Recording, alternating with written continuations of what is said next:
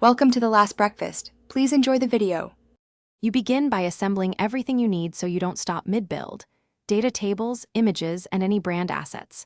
Next, pick a template or create a clean slide master to lock fonts, colors, and footers.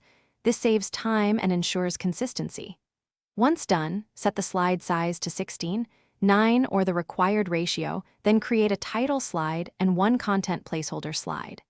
This first pass gives structure and prevents layout rework later, so you can build the report efficiently. You now flesh out the report by following your outline slide by slide. Place an executive summary up front, then method and results sections. Use clear headings so viewers scan easily. Add charts with labeled axes and units, include data labels and 0. 5 grid lines for readability, and replace dense tables with visuals where possible. Make sure text hierarchy is consistent.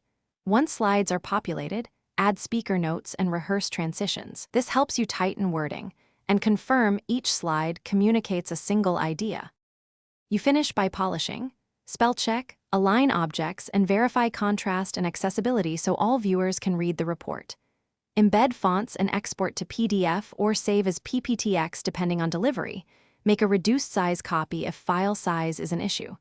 Rehearse timings, add recorded narration if required, and test external links.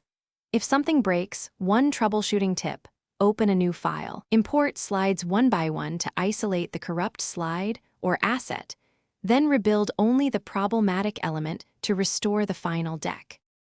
Thanks for watching. If this was helpful, leave a like and consider subscribing. See you next time.